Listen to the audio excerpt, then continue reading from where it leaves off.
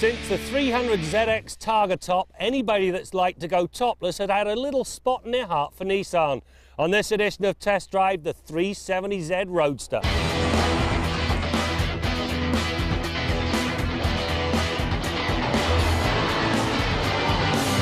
The 370 Roadster is a stunning looking car by any measure. It's also one of the few drop tops that looks just as good whether the rag top is up or down.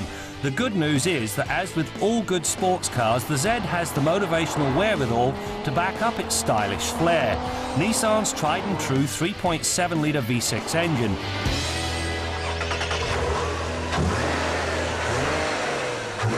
Using Nissan's cam phasing with variable lift, it puts forth an effortless 332 horsepower and 270 pound-feet of torque. The fact the stallions begin to run early and stay at full gallop right to redline makes the Z one quick puppy, and this in spite of its 1,582 kilogram curb weight. It takes all of 5.5 seconds to eclipse 100 kilometers an hour, and it blasts past a loafer in the 80 to 120 passing move in less than 5 seconds. The cabin of this 370 has been done very nicely indeed. To begin with, very nice materials, and the blend of leather, suede and these aluminum-like inserts really add a touch of class. Then you get to these seats. Now these things are not only superbly comfortable, they're also heated and cooled. And unlike most, the heating and cooling actually runs up into the shoulder area, which is great for a fall night cruise. There are, however, a couple of pet peeves. This light under here, which you cannot see, tells you if the AC is actually on or off. It needs to be somewhere else where you can actually see it. And as for these things, paddle shifters belong on the steering wheel, not on the column.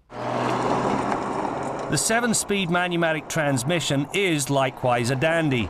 Drive the Z sedately and the box works its way up through the gears in short order, which maximises fuel economy. The test average of 9.8 litres per 100 kilometres was a very pleasant surprise. On the flip side, a full stab at the gas sees the transmission drop a couple of cogs as the engine stretches for redline. Some clever thinking went on at the back end of this 370. Now, because the top folds down into its own compartment, the trunk space doesn't change regardless of whether the top is up or down. Now, 4.2 cubic feet doesn't sound like a whole pile of space, but because it's nicely squared off, it is functional. In fact, this thing will accommodate a golf bag. Not a PGA Tour bag, but a golf bag. Pulling back on the downshift paddle sees the engine rev match as the box drops a cog or two and delivers the engine braking the driver's seeking. The downside is the sport mode. It always drops the box into 5th gear, which is invariably the wrong gear.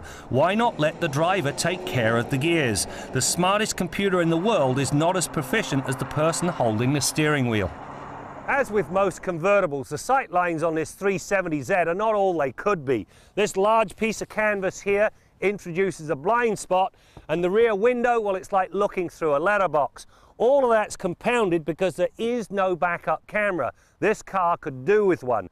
Then you get to this thing. Now, it is ugly. The rest of the car is very stylish. It can be likened to finding a wart on the nose of a supermodel. It just doesn't belong.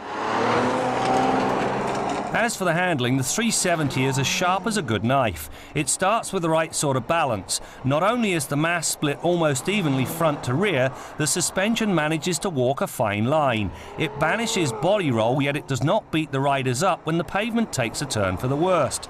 More impressive is the fact that the body stiffness all but eliminates cowl shake. I only encountered the slightest hint when running over railway tracks at a fair clip.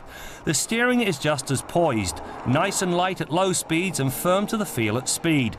Throw in a good electronic nanny, strong anti-lock brakes, and the Z is dynamically delightful.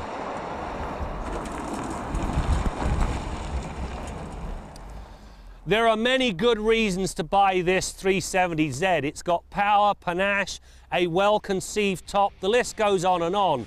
None, however, as compelling as the price. This thing starts at about $47,000, and if you throw in the nav, it tops out at less than $54,000. There are a lot of lesser cars on the road that cost so much more money.